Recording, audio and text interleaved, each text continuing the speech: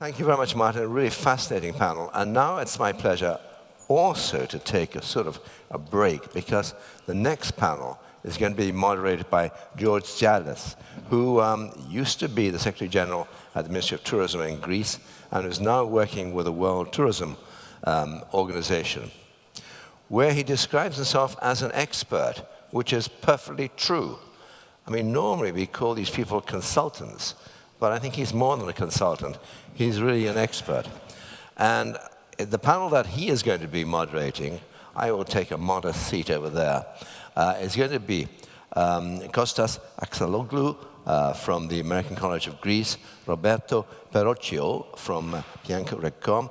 Now, I have another name here. It was going to be Eduardo Santander, which is a name I can pronounce.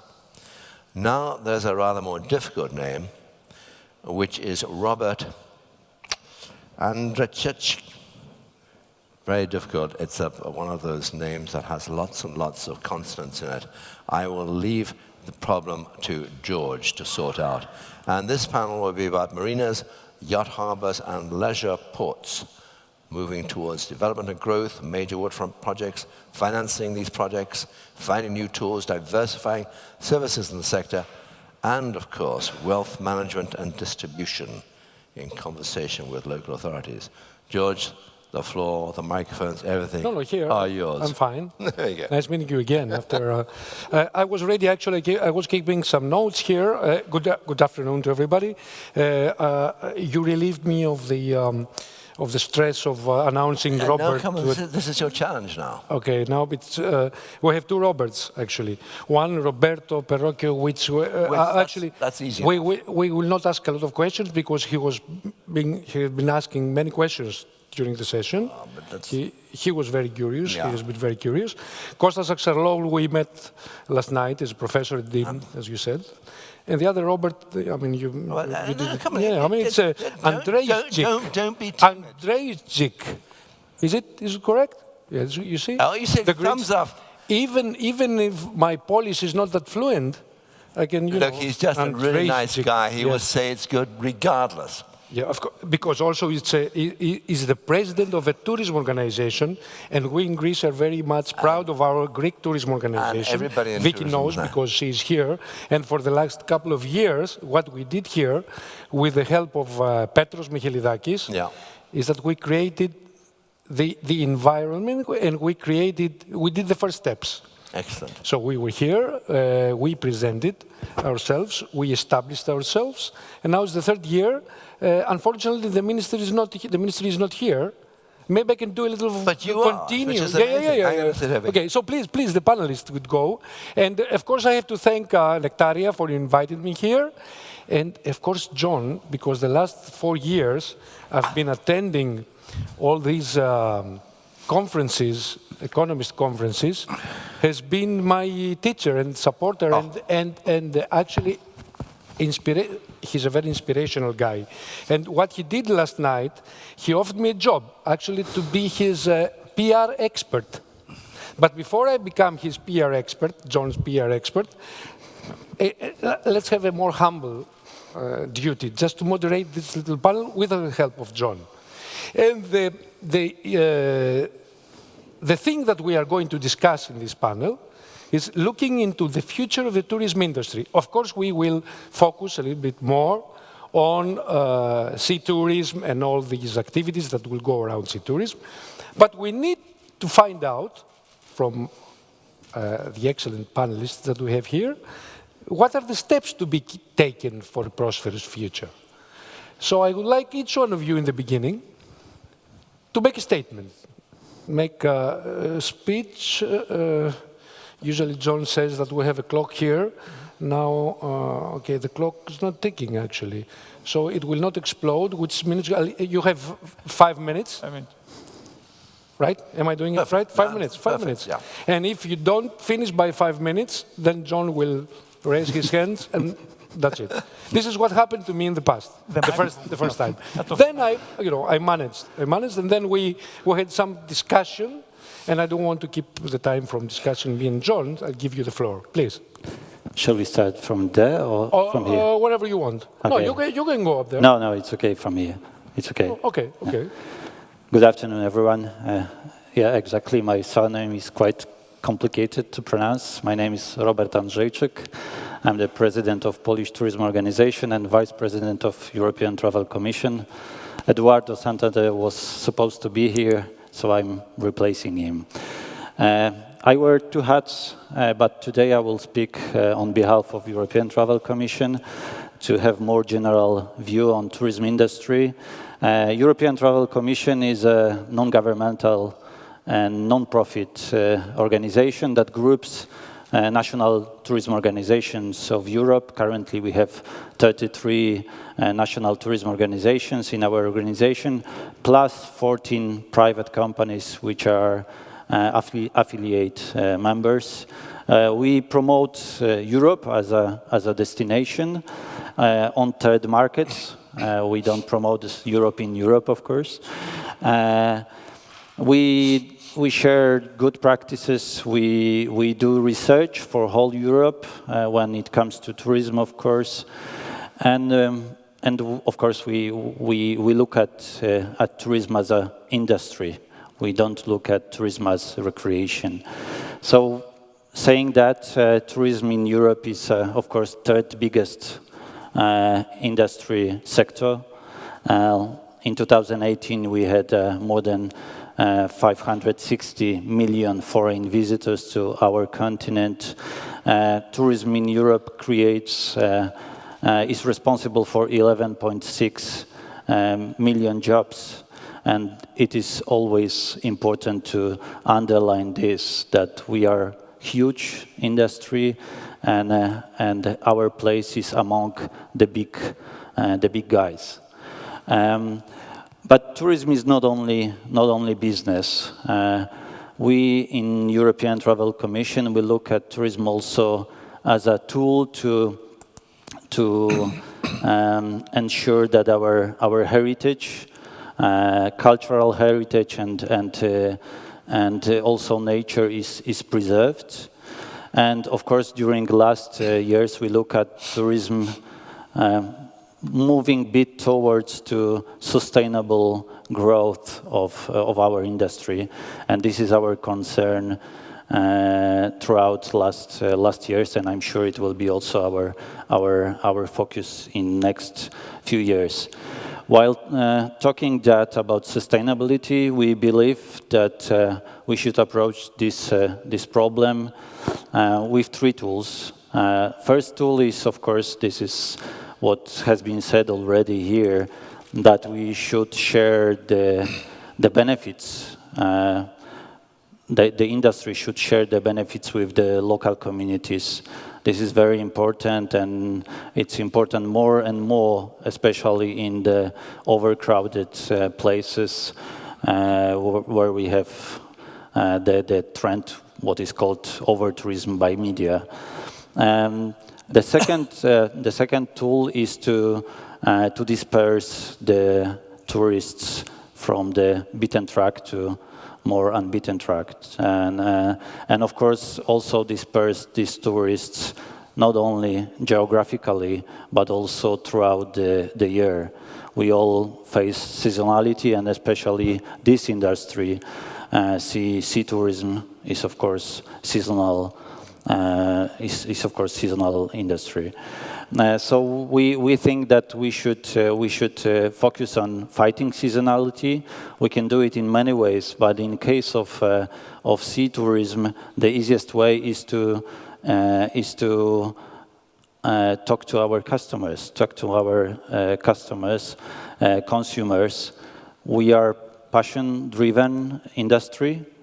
If somebody has a passion, me myself personally, I'm also sailor. If I want to go somewhere, usually want to go somewhere where I haven't been yet. This is the tool that we can use in our industry. That of course Mediterranean is the place where most of the industry is based.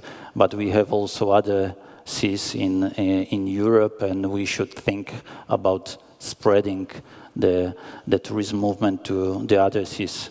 Of course, me personally, I'm thinking about Baltic Sea, which is my favorite sea, and I even sail on Baltic Sea during the winter, and it's fun, I can tell you. Third thing is the private-public partnership. It especially applies to the infrastructure. We in European Travel Commission very much focus on public-private partnership. We also use this tool in promoting Europe. As I already mentioned, we have 14 industry leaders in our organization.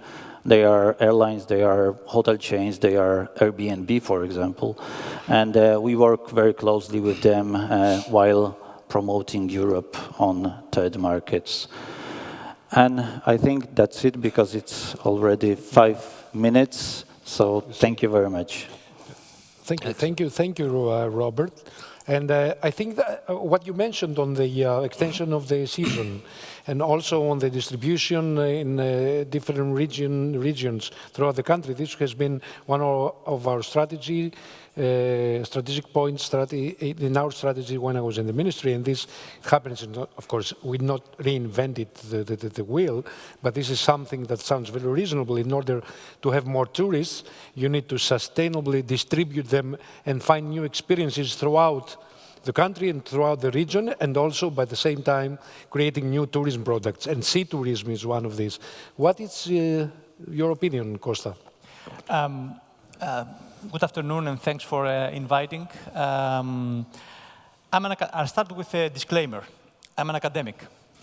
And being an academic, we see the forest while the trees are managed by the companies.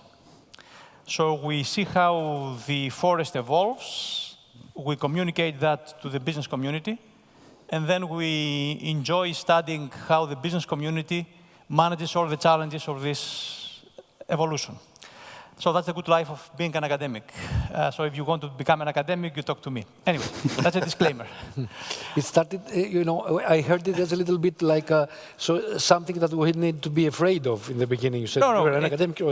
Everybody who manages a company knows very well that it's full of challenges and headaches. Yeah. But the academics study that, so that's the good news, right? But without implementing I will tell you the joke about the consultant at the end of the conference. So anyways, I think that this conference evolves very well. In the morning, we've heard the policymakers and the challenges of the yachting industry within the policy framework. And then we heard Yannis Kalogerakis talk about the people's perspective. And then the last session, extremely insightful session, we've heard all the major challenges at the business level. Business models, revenue models, consolidation, and so on. Actually, after the end of the last session, I feel a bit redundant, because it's exactly what I had in mind to say, but now I have 4 minutes to go. I'll torture you with my thoughts. There are 3 major trends that influence the tourism industry and the sea tourism industry. The first trend is demographics. We move towards an aging population. We move towards a significant increase in the middle class worldwide, especially coming from East, China, India, and so on. And we have the evolution of 2 generations that are totally different than the baby boomers, which is the millennials and the Generation Z. Second megatrend, sustainability. Tourism, by its structure, has a significant footprint on resources. Needs energy, mobility, needs clean water. So sustainability and conserving resources is an important challenge, and I think that we've heard the challenge in the last session. Third megatrend, technology, digitalization. Now, with our mobile phones, we can do all the logistics, exaggeration, but academics were exaggerating things. We can do all the logistics to set up our experience, our touristic experience. if you bring these three things together, I have the feeling that the whole industry, the yachting industry, is going to be disrupted, if not disrupted already. If you talk to the millennials and the Generation Z, and the previous session mentioned that, they are digital, they do everything by their phone, they love mobility, they don't stay in one place, they take experience in a snackable way, small snacks, one day here, one day there. They want to travel a lot. They hate, it's an exaggeration. They don't like ownership. They don't like to own, but they like to share. Okay? And finally, they want to experience diversity. If you bring these things together, and the millennials will be middle class pretty soon, if you bring all these things together, then my feeling is that in the yachting industry, you are moving from an ownership model to a sharing model. Now, the ownership model is a very expensive model. Why? Because I own an asset, I pay a lot for it, I pay a lot for managing it and supporting it, and I use it 2 weeks during the week. Total waste from an economics point of view, right? Why I do it? Emotions. I'm very happy when I buy the boat, and I'm very happy when I sell it. I'm provocative. No. Right? No. That's right. Yeah. Now, the sharing model is a totally different model. It is perfect for a structure, for an industry that is capital intensive, where I don't care about the ownership, but I care about the experience. So the major challenge of the industry is to democratize the industry, the yachting industry, to make yachting accessible to the masses. Not necessarily to the niche of the market, to the very small, very wealthy part of the world, if you like. Make it accessible to the market, because that increases utilization of the assets and is consistent with the consumption profile of the young generations, that they don't want to own, but they want to share. Well, I'm an academic.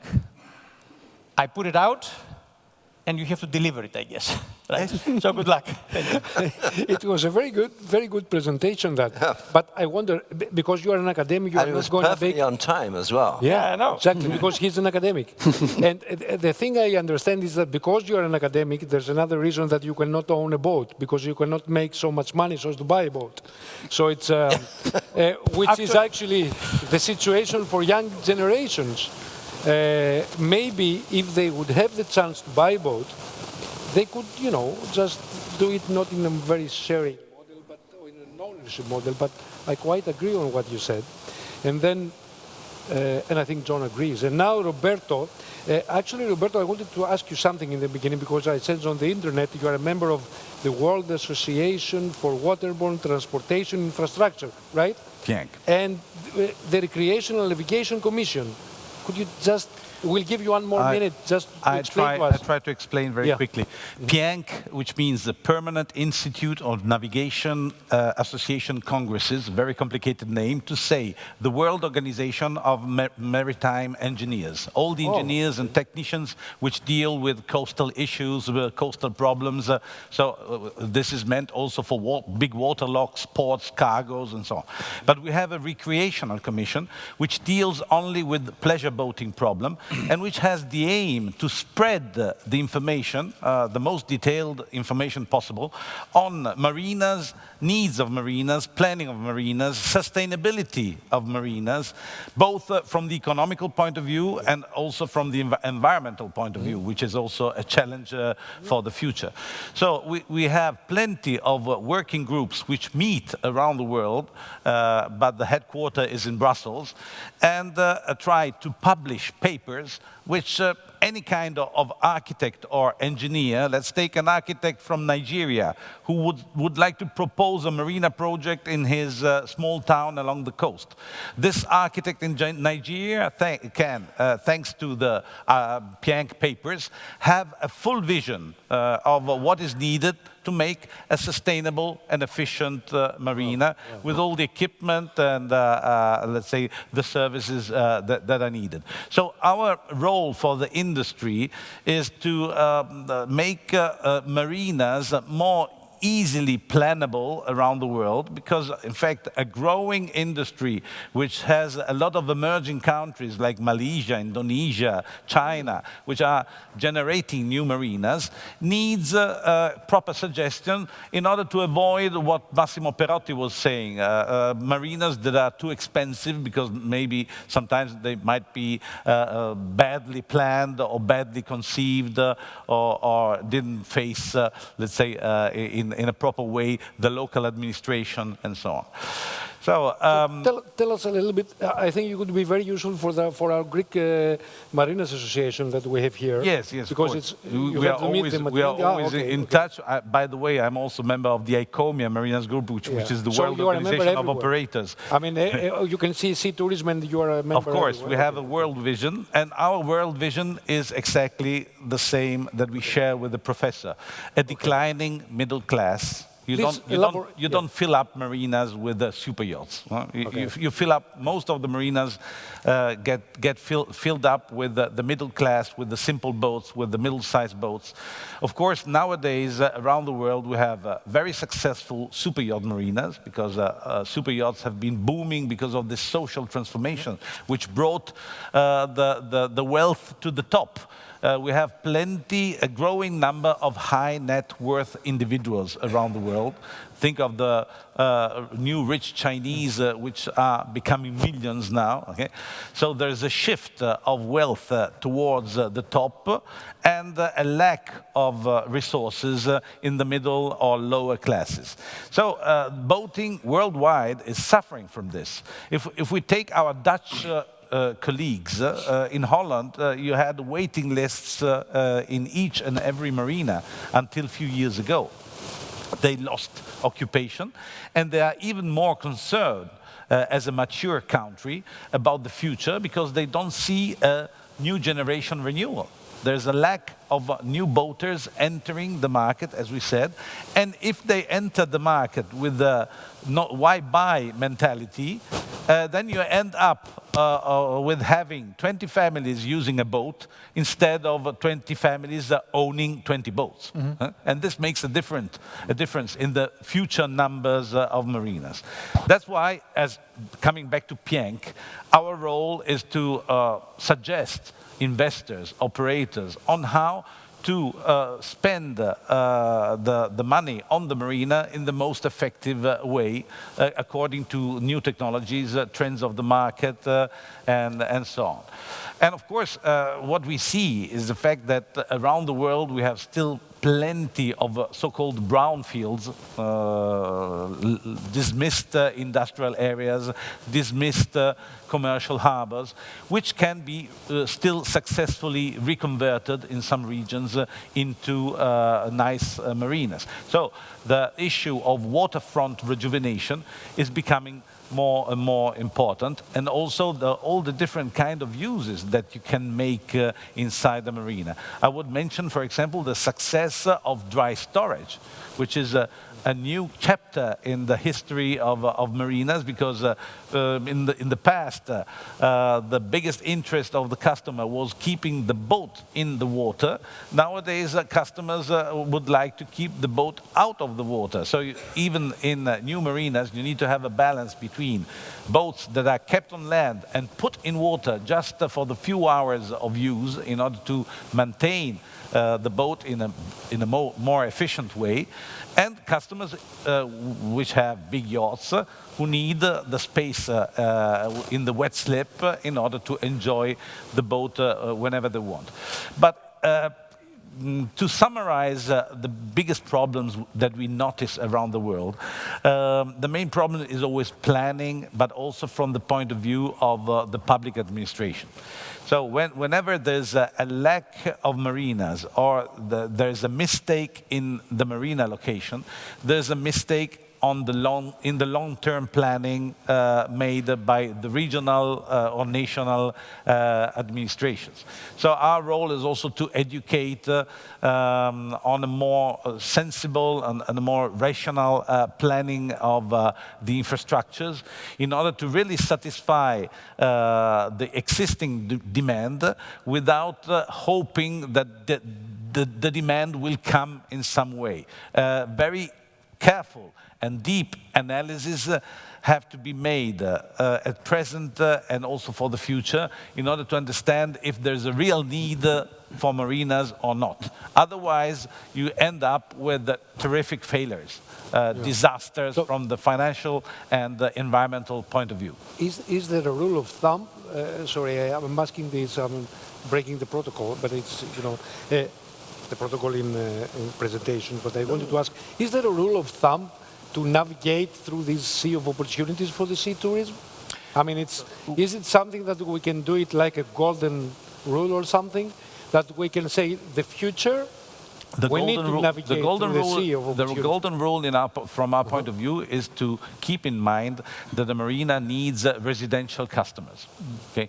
Residential customers are the life of a marina. If a marina is planned and built only hoping in customers coming from abroad or coming from far away, this is a risk. It's a big risk that you're taking. I'm sure that John now will have a very you're putting me on the spot. Actually, I was fascinated by this discussion, and in particular by Kostas talking about democratization, and then Roberto, in a sense, followed it up. And I think, democratization sounds wonderful as a word, as a concept, but actually, of course, it's only embraced by people who can't afford to be undemocratic. And I think, if you have, the sharing economy is great if you are someone in Generation Z or Generation Z, as you would say in America, and all you can afford to buy as a car would be a Toyota Yaris. So, share a Toyota Yaris. If, however, you are wealthy enough to be able to afford a Ferrari, you don't actually want to share it. And it seems to me that that's also the problem, really, with boating, with leisure boating. And so you're dividing the customer market between those Hinwis, high net worth individuals that Nick was talking about earlier, now increasingly, of course, from China, who can afford a whacking great Gin Palace yacht, even if they hardly use it. You only have to go to Antibes and you see Prince Walid bin Tziallas, his kingdom thing, sitting there. The crew must be bored out of their minds, and they're there for 11 months of the year. That class of owner isn't interested in democratizing, and I think, maybe I'm wrong. I would add something, because we know that in the branch of the super yachts, talking about yachts over 24 meters, 60% of the yachts worldwide are available for charter. Yeah. And this depends on the fact that they have a steady crew on board, which takes care of everything, solves every problem. And the owner of the yacht relies on the crew in order not to spoil the boat with, let's say, visitors or let's say, charter customers. This is the model used by a lot of personally, as a marina operator myself, I was very concerned when I started to notice that some of my traditional customers were telling their friends, why should I buy the boat? I will never buy a boat again because I chartered one in Greece. I found a better one in Turkey. I went to the Caribbean this winter. Okay, so you have such a wide choice of luxury goods for charter. And nowadays, you can also rent a watch if you want to show off. So it's a different mentality, even in the upper class, I would say. I'm actually tempted to tell that rather vulgar English joke that you may know it. If it flies, if it floats, and then if it begins with F, rent, don't buy. And I think in a sense this is what you're talking about. This is the kind of trend. I think here there are two segments in my mind. I'm an outsider, so bear with me, right? There are two segments. There is one segment that really wants to own a boat, yacht, gets a lot of value out of it, and is willing to get into the rational trouble that I own an asset that is very valuable, needs a lot of maintenance, and I'm going to be using it 2% of the time. Yeah. And then it's going to be sleeping. Rationally, it makes no sense. But emotionally, yes. makes perfect sense. And there is another group of people who really want to get the experience of sailing or yachting and so on, but because they are kind of rational or they cannot afford it, they don't get into the trouble to get a boat and so on, even smaller boats. I mean, the joke of I'm happy when I buy it and I'm happy when I sell it, I've heard it from a friend who bought a small one and finally sold it out. The question for the industry is how you reach the second group of people, how you make the entry of the second group of people to enjoy the service, enjoy the experience without having the hassle of owning, maintaining, and so on and so forth. That changes the business model of the companies, because then the ownership of the asset is not by the individual, me, you, and our friend, but it is by a company that manages the asset on its own, and then there is chartering, hiring, renting. I mean, this is used all the time by business jets. Yes. And it makes a lot of tax sense. Exactly. Yeah. That is, I think, that the major challenge in my mind, being a very competitive industry. If you talk about consolidation in the supply chain, this means that there is a very competitive industry. The margins might not be large enough. The argument is not how to consolidate in terms of costs. The question is how you make the asset better utilized, that will create a lot of revenue. Because this is an asset for which you have made already the investment. And then the question is how you amortize it in terms of using it more frequently. And that's the major challenge in my mind. I'm going to throw this back to George. I would like to ask, now it changed, you see, I'm not going to sing, I promise. This is, something happened with the other microphone. So is it okay, right? I want to ask Robert. We talked about the potential. We talked about the growth opportunities. We talked about the future. How can we manage? How can we establish the prerequisites? And how to think as academics to find solutions for the real life? What are the risks? Because there are risks. I could think of the climate change that we never believed that it would happen. And now in Greece, we are pretty sure and we are very much convinced that it's happening. Or some other environmental issues and pollutions and sustainability. The next panel will talk about sustainability. Taxation, we talked before. There are risks that maybe they would hinder the opportunity. What do you think about those risks? How we might consider and overcome and create opportunities? For me personally, the two first risks are the biggest ones. First of all, sustainability. This is the real risk when we talk about the image and reputation. And of course, it happened to the cruisers, to the cruise liners, and I think it also happened to civil aviation, and it may come to the sailing industry as well. So for me, not only cruisers, but also marinas can get a bit of this criticism about sustainability, and this is the challenge that marinas can take. And even yesterday, I talked with the president of the Lot Polish Airlines. And they face a real problem, although they are growing very fast. But they face real problem in terms of reputation and image as a polluting industry. And for me, for the marinas, there is already solution. For example, airlines, they decided to introduce a voluntary sorry, fee on CO2 footprint. And a lot of Polish airlines did it recently, and it turned to be huge success because all media were talking about it, that the Polish airlines, they are taking care of the environment and do it, you know, not really forced by the public. So this will apply to marinas, I suppose, in the very near future. So when we talk about also increasing income of the marinas, it can be one of the tools to use, ready to use actually, because it's already tested in other industries.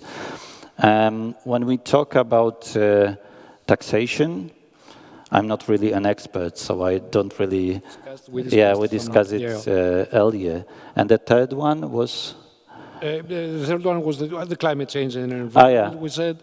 So this links with the sustainability, of course. I hope we will not ask the passengers of the boats to start rowing so as to be more environmental friendly. But I wanted to ask Roberto, because I had always had the question about the cooperation between the public and private sector.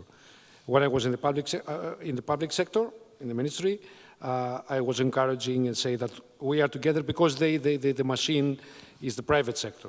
So we need to have cooperation, but we need to have initiatives from the government, the legal framework or institutional changes and so on.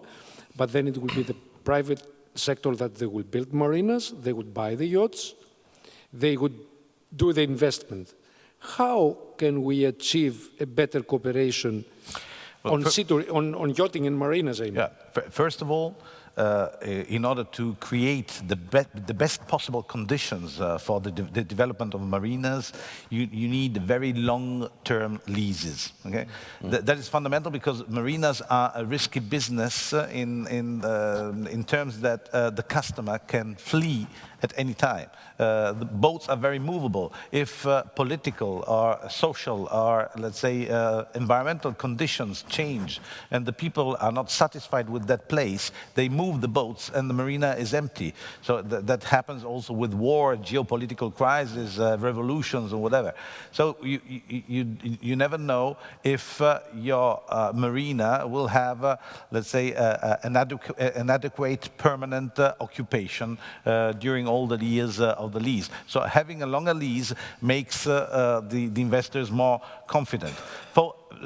Second, avoid absolutely any kind of luxury taxes. This is a killer.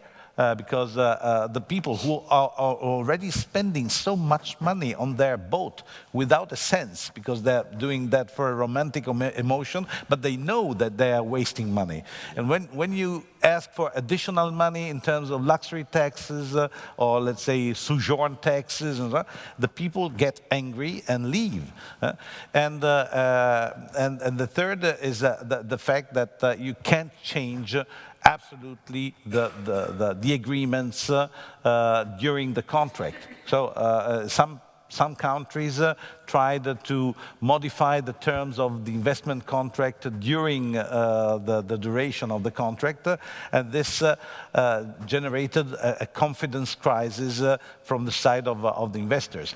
In the countries where the pacts or let's say the initial conditions were not respected, investors have completely left the idea of generating new marinas in that area. Okay, so as Montenegro said, the representative of Montenegro said, the reliability and the predictability, of the country is paramount. Is absolutely paramount, because a marina is a long-term investment, is very little profitable, is a risky business, is investment, let's say, intensive and time-consuming. So the investors, which usually are a combination of strong marina chains and investment funds, because this is the new model. If we take the States, the United States, where marinas started to be generated at the beginning of the last century, what happened is that nowadays Safe Harbor, which is an only company, owns and manages 70 marinas, okay, in cooperation with investment funds. And they can do it because the investment environment is extremely reliable in the United States. Okay, I think we need to move forward to the next panel. I have one more. I have another question, but maybe we can discuss it through dinner for our professor here, because we didn't discuss anything about education and training and skills.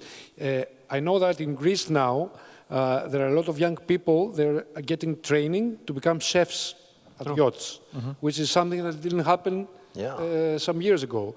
And I know it because in the ministry we tried, when I was there, we tried to make some skills training on professions, emerging professions that they will deal and will accept in sea tourism. So 30 seconds reply. 30 seconds, yes. It is the comment John made in the morning with the Filipinos and the lounge of the British Airways in London. Smiling versus not smiling. We are talking about the service industry. So training and being customer-centric at how you manage the experience of the customer is paramount. That's what makes the difference. Okay. Absolutely. So training in terms of education and training and so on is extremely, extremely important because we're talking about service. Right. And hospitality. Yeah, I mean, all this, whatever it involves. And right? especially Greek hospitality, Yeah, Greek the gastronomy. The Greeks always smile. So, John is one of the British people, because he said so, that smile. Not that many smile, but I don't know about the Filipinos, but this is the time now that we say that we had a fantastic panel, wonderful Absolutely. panel. And please give a big round of applause to the panelists and John and myself.